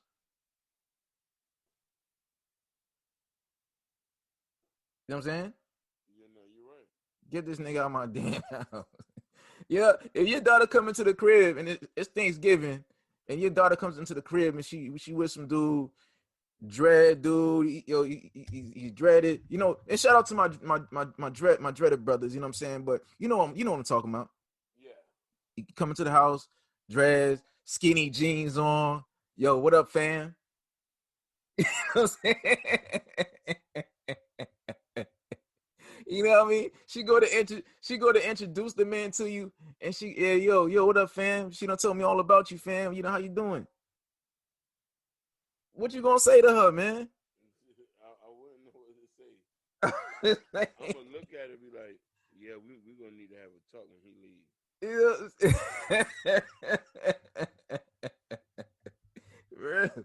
But yeah, man, yo, man. But just to get back on the serious tip, man. Emotional health, man, is very, very is a very it's a very touchy subject in our neighborhoods, in our communities. But we need to really hop on that because uh you know that you being you being in a good emotional state is best for yourself and subsequently best for your family and ultimately best for the community, right? Listen, Yeah. we talk about nation building and community building, but you can't do that if your head is not in the right space. You need to be able to walk through life, you know, um, knowing that, hey, you know what, everything's good. This is what I want to do, and I could do it, and the best way to do that is to be at optimal emotional health level. You need to be at an optimal emotional health level. Optimal emotional health level. Get that through your head. Optimal emotional health level. So you can make sure that you're there for yourself. You can be there for your mom and them. You can be there for your brother. You can be there for your wife. Notice I didn't say girlfriend. Yep. You can be there for your wife, and you can be there for your kids. You know what I'm saying? I didn't say girlfriend. I didn't say baby mama. I say your wife. You know what I'm saying? And listen, man, listen. If you've been with that girl for 10 years, put a ring on the finger, man. Basically, I'm stop saying, wasting people's time. stop wasting people's time. But at the same time, too, homegirl, if you've been with him for 10 years, 15 years, and he ain't put a ring on it, listen, the issue might be you. He might be like, hey, listen, this is not the one. Shit, if you over 30, you need to be more clear with them. After 6 months, if you ain't talking about marriage, you need to clear it. You know what I'm saying? Yo, you be watching Kevin Samuel show. These women be with these guys for 2-3 years. No talk of marriage. They're just going through life. And Haven't. this is Yep. this is the thing that people are not understanding because I recently came to this conclusion. I'm like, damn, I'm 35, right? Now the average lifespan for an African American male is 68. So let's round that off to 70. So I'm like, damn, I might be alive for just another. I'm about to be 36 in 2 months. So let's do the math. I'm like, damn, maybe I have at least 34 years of life still left on this earth. What do I want to deal with, and who do I want to deal with? That's my question. When I talk to a woman now, I'm like, damn. I'm like, yo, you see how she is? I'm like, okay, boom. I'm like, could I deal with this for another 34 years? Could I deal with her being rude? Can I deal with her being argumentative? Can I deal with her being disagreeable? Can I deal with her not allowing me to be a man? Could I deal with her not allowing me to play that classical gender role? You got to ask yourself that, brothers. You're only here for a finite amount of time, not infinite, finite. There's a certain limit. You look on, there's a line. You look to the left and to the right of you. Look to the left, to the right. There's a line. And with it, there's a small space, little tiny, like a pebble. Within that line is your lifespan.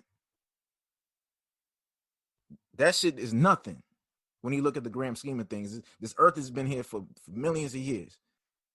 So you're only here for, I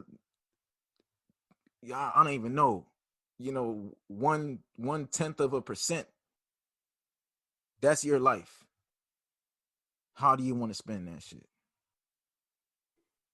How do you want to spend it? Do you want to spend it happy or do you want to be sad? Do you want to be chronically depressed? Ask yourself that. Do you want to live a life of agony? Do you want to live a life of depression? Or do you want to be happy? Do you want to be able to say, hey, you know what? When you're 70 years old, 75, and you're on your rocking chair in the back of your house, summertime, you got your lemonade and shit.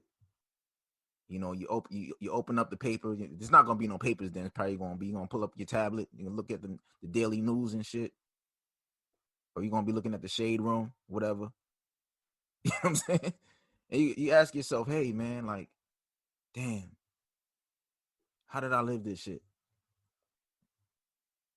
Did I live the very best life that I could? You know, despite my circumstances, did I make good choices, or did I make bad choices? The woman I chose to have my children, was that a good choice or not? You have to ask yourself that, man. I'm here for another 35, 34 years, at least. I don't want to spend that shit being miserable. I don't want to spend it living in regret. I don't. I want to be a happy black man walking this earth, that's good to myself and, who adds to the betterment of my community and ultimately the better of mankind. And that's what this podcast is about. It's a black man renaissance. It's black men like ourselves, being able to talk, disseminate thought, disseminate information, debate healthily. We're not shooting each other up. We're not fighting each other. We're just we're looking at life through a new lens. We're looking at life. We have a new lease on life. You had eye issues. You just went to the eye doctor. He prescribed these glasses, so now you're wearing these glasses. This podcast is those glasses. You're looking at life through a new lens or a set of lenses, a pair of lenses. Make sure that you're going down the right. Make sure that you're picking the right scenery. And that's all I can say about that. But yeah, you know what, brothers? Get your mind right. Get it together. And yeah, man. I wanna thank my brother for coming on again. Most definitely. Anytime. Again, happy birthday to your queen. I appreciate that. Oh, yeah, what y'all I gonna love do you, for? mama. What y'all gonna do for? Oh man, my sisters and them turned out yesterday. They turned out. That lady Yeah. got every and everything she wants to. Perfume. There's like 20 balloons here. Like them ladies already. You see what they said on Facebook. I seen her. My rock. My rock, my confidant. My confidence. I don't know what I would do without you. They turned out. You know what I'm saying? No, My brother came in with his wife. They all, when I tell you they turned out here yesterday. Oh man. You know what I mean? That's how you know when a woman who raised some good kids. Yeah. Yeah. When the wife comes out to see your mama. The wife comes out to see your mama. She been cooking since yesterday? Man, let me tell you something. Yeah. My sister started cooking last night around like 2 in the morning. Yeah. My mama and my sister woke up at 5 a.m. They already was like getting the turkey in the oven and stuff. Putting in work. Yeah. Listen, ladies, putting in work, man. And they ain't asked me to lift not one dish. Lift not one finger. Yeah. Come on, man. Listen, ladies, man. Listen. Go take some cooking classes. Listen, ain't no reason for you not to know how to cook. You got YouTube in this bitch. You can go to Gordon Ramsay. I forgot that brother's name. I used to be on the Food Network, Galvin, whatever his name is. Listen, man. Listen. Get your ass in that kitchen, baby. Basically. You know what I'm saying?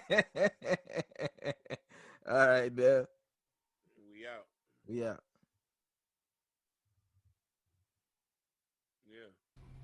Thank you for listening to Black Man Renaissance.